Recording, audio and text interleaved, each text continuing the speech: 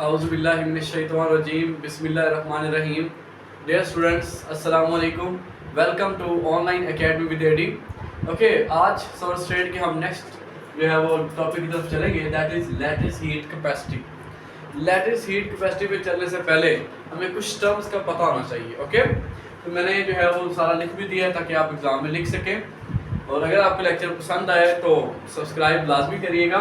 Okay, सबसे पहले हम देखते हैं कि हीट कैपेसिटी क्या है। Heat capacity basically, for example, हमारे पास कोई भी मटेरियल है हमारे पास और हम उसको हीट अप करते हैं और इसका टेम्परेचर ऑलरेडी है, फॉर एग्जांपल हमारे पास 32 केल्विन।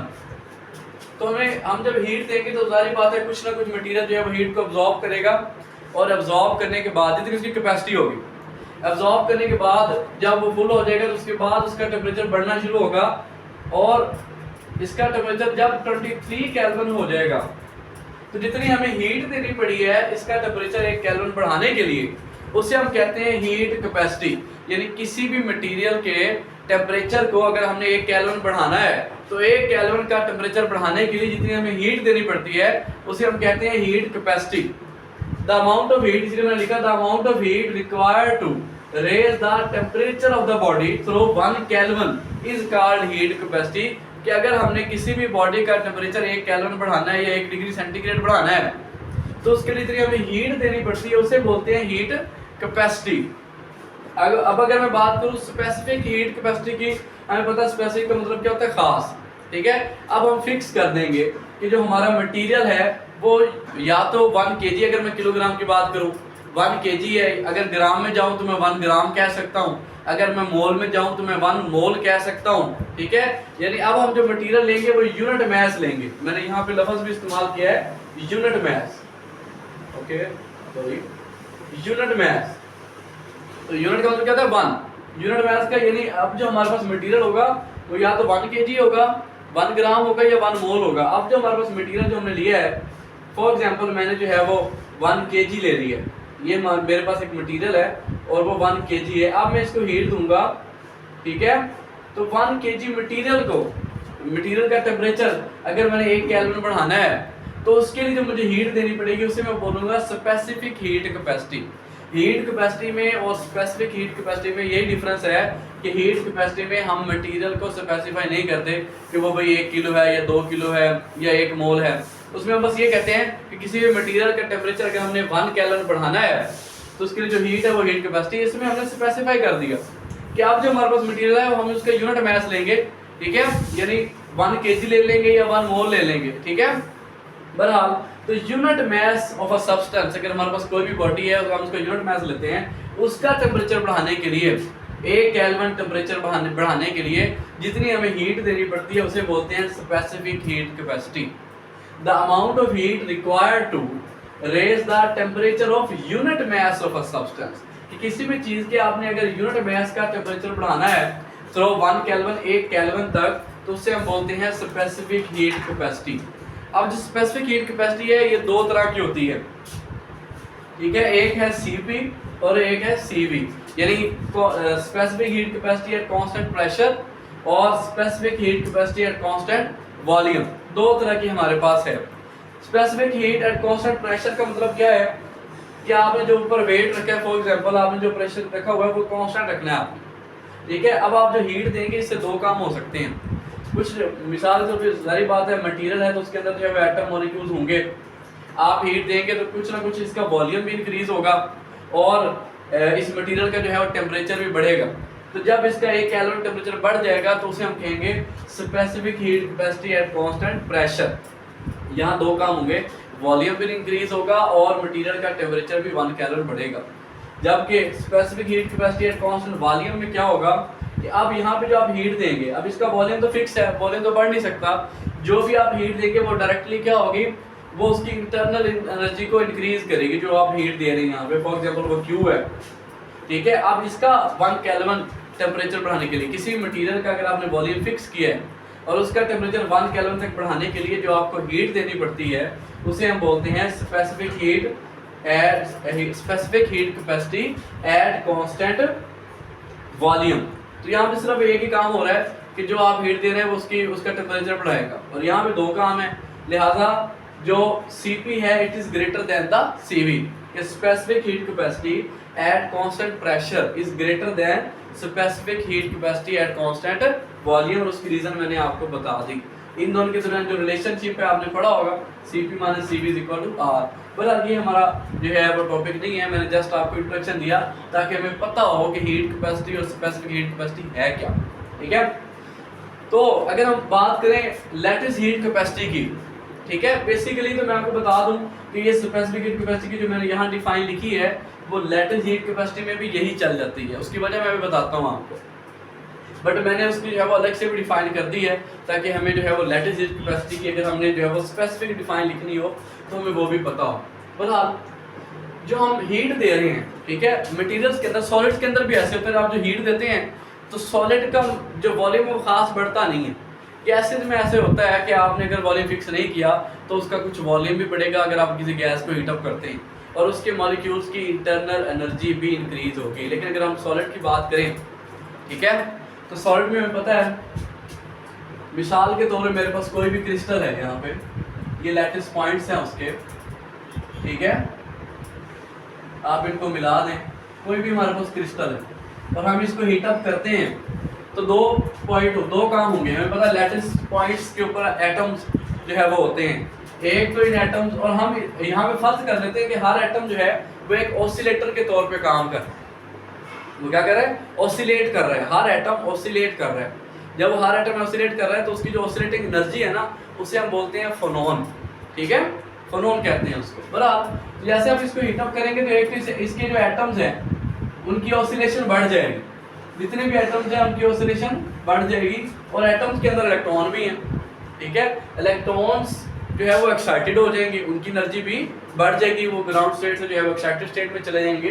तो यहाँ पे जो आप हीट दे रहे हैं वो दो कामों में इस्तेमाल हो रही है। एक तो वो जो लैटिस पॉइंट पे एटम है, ठीक है, उनकी हीट को बढ़ाएगी, उनकी ऑसिलेशंस को बढ़ाएगी, तो उनकी ऑसिलेटिंग एनर्जी बढ़ जाएगी। दूसरा, वहाँ पे जो इलेक्ट्रॉन्स हैं उनको भी जो है वो एक्साइट करवा देंगे। यानी अब जो हीट हम दे रहे हैं अपने लैटिस को, वो दो कामों में इस्तेमाल हो रही है। एक तो वो उन एटॉमिक लैटिस की वाइब्रेशंस को बढ़ा रही है, यानी उन एटम्स की, सादा लफ्ज़ों में अगर हम कहें तो जो हम हीट दे रहे हैं, एक तो वो उस एटम की जो वहाँ लैटिस पॉइंट पे एटम खड़े हैं उनकी एनर्जी को बढ़ाएगी, और दूसरा उस एटम के अंदर जो इलेक्ट्रॉन है उनकी एनर्जी को भी बढ़ाएगी। बट मेटल्स के जो मटेरियल्स हैं हमारे पास, सॉलिड्स हैं, उनके अंदर ये जो इलेक्ट्रॉन्स की हीट है इसको हम निग्लिजिबल है, इसको हम जो है वो निगलेक्ट कर सकते हैं, इतनी खास जो है वो नहीं बढ़ेगी। तो हम लिख सकते हैं कि जो हम हीट दे रहे हैं at constant volume it is approximately equal to the CV lattice. कि जो हम किसी मटेरियल को हीट देते हैं उससे जो है वो मेजर काम क्या हो रहा है कि उसकी जो लैटिस पॉइंट पे एटम्स हैं उनकी ऑसिलेटिंग एनर्जी बढ़ रही है, बेसिकली फोनॉन्स की जो है वो ऑसिलेटिंग एनर्जी बढ़ रही है। तो जब फोनॉन्स की जो एनर्जी है, ये जो एटम्स हैं उनका जो मटेरियल है हमारे पास उसका जो टेम्परेचर है 1 केल्विन बढ़ता है, तो बेसिकली उसे हम बोलते हैं लैटिस हीट कैपेसिटी। आप यहाँ पे देख लें कि हमने जो हीट दी थी वो दो कामों में इस्तेमाल ज़रूर हो रही थी, कि वो एटम मटेरियल्स का टेम्परेचर भी बढ़ाती है, साथ जो उसके अंदर इलेक्ट्रॉन है उसका टेम्परेचर भी बढ़ाती है। लेकिन जो इलेक्ट्रॉन्स की स्पेसिफिक हीट कैपेसिटी है उसको हम निगलेक्ट कर सकते हैं, तो हमारा मेजर काम तो एक ही रह गया ना कि हमारे मटेरियल की जो है वो एनर्जी बढ़ रही है। तो स्पेसिफिक हीट कैपेसिटी भी तो यही है, ओके। तो इसीलिए जब हम मटेरियल्स की स्पेसिफिक हीट कैपेसिटी की बात करते हैं तो हम ये वाली डिफाइन भी लिख सकते हैं, ठीक है। बट लैटिस हीट कैपेसिटी की अगर हम जो है वो स्पेसिफिक डिफाइन लिखना चाहें तो फिर हम ये कर लिखेंगे कि भाई जो हम हीट दे रहे हैं जस्ट वो क्या कर रही है, जो हम हीट दे रहे हैं बेसिकली जस्ट वो लैटिस पॉइंट पे जो एटम्स खड़े हैं उनकी हीट कैपेसिटी का नाम है लैटिस हीट कैपेसिटी, ओके। तो हम लिखेंगे the contribution of phonons to the heat capacity of crystal is called lattice heat capacity. अब इसका मतलब क्या है, मैंने आपको बताया कि जो हम हीट देंगे उससे क्या होगा, उन एटम्स की ऑसिलेटिंग एनर्जी बढ़ जाएगी। ऑसिलेटिंग एनर्जी को ही फोनॉन कहते हैं, ठीक है। जब ऑसिलेटिंग एनर्जी बढ़ जाएगी तो एटम ज़्यादा ऑसिलेट करेंगे, जब वो ज़्यादा ऑसिलेट करेंगे तो वो मटेरियल को हीट अप करेंगे, ओके, और उसका टेम्परेचर 1 केल्विन तक बढ़ाएंगे। तो सारा काम जो है वो किसका है, फोनॉन्स का है। तो कहता है जी कंट्रीब्यूशन ऑफ फोनॉन्स, कि फोनॉन्स का जो हिस्सा है क्रिस्टल की हीट कैपेसिटी को बढ़ाने में, उसे हम कहते हैं लैटिस हीट कैपेसिटी। और आगे मैंने वही लिखा है कि जब हम हीट देते हैं कि सॉलिड को, तो दो काम होते हैं। एक एनर्जी जो है वो अब्जॉर्ब होती है लैटिस वाइब्रेशंस, यानी लैटिस पॉइंट पे जो एटम है वो कुछ एनर्जी को अब्जॉर्ब करते हैं और उनकी ऑसिलेशन बढ़ जाती है, वो मटेरियल्स को हीट अप करते हैं। दूसरा इलेक्ट्रॉन्स की एनर्जी बढ़ती है और वो भी हीट अप करते हैं, बट ये जो इलेक्ट्रॉन्स वाली ये निग्लिजिबल है, सही है। सारा काम कहाँ हो रहा है, लैटिस पॉइंट पे हो रहा है, यानी लैटिस पॉइंट पे जो एटम्स हैं उनकी एनर्जी बढ़ती है, फोनॉन्स जिन्हें हम बोलते हैं। तो फोनॉन्स जो हैं वो मटेरियल का टेम्परेचर बढ़ाते हैं, उससे हम बोलते हैं लैटिस हीट कैपेसिटी। ओके, ये तो बात हमें यहाँ पे क्लियर हो गई। हीट कैपेसिटी क्या है, सादा लफ्ज़ में अगर हम कहें कि किसी भी मटेरियल का टेम्परेचर 1 केल्विन तक बढ़ाना हो, वो हीट कैपेसिटी है। और अगर हम जो है वो स्पेसिफिक कर दें, हम कंडीशन लगा दें कि भाई मेरे पास एक मटेरियल है और वो 1 kg है, 1 kg मटेरियल या 1 मोल मटेरियल का टेम्परेचर अगर हमने 1 केल्विन तक बढ़ाना हो, तो उसे हमने कह दिया specific heat capacity. Lattice heat capacity क्या है कि जब हम मटेरियल को देते हैं, ठीक है, हीट, तो दो कामों में वो हीट इस्तेमाल होती है। एक तो वो लैटिस पॉइंट पर जो एटम है उनकी ऑसिलेटिंग एनर्जी को बढ़ा देती है, एटम ज़्यादा ऑसिलेट होंगे और वो मटेरियल को हीट अप करेंगे। दूसरा, इलेक्ट्रॉन्स की हीट एनर्जी बढ़ जाएगी, ठीक है, वो एक्साइटेड स्टेट में चले जाएंगे और वो मटेरियल को हीट अप करेंगे।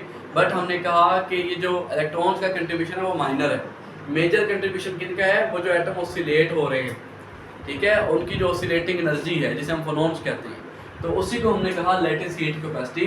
कि भाई फोनॉन्स का जो कंट्रीब्यूशन है क्रिस्टल के टेम्परेचर को बढ़ाने के लिए, उसे हम बोलते हैं लैटिस हीट कैपेसिटी। बहरहाल तो वो मैंने बता भी दिया मैथमेटिकली भी। अब अगर हम एक्सपेरिमेंटली देखें, तो एक्सपेरिमेंटली हमें क्या रिजल्ट्स मिलते हैं, हम स्पेसिफिक हीट कैपेसिटी मटेरियल्स के लिए कैसे कैलकुलेट कर सकते हैं।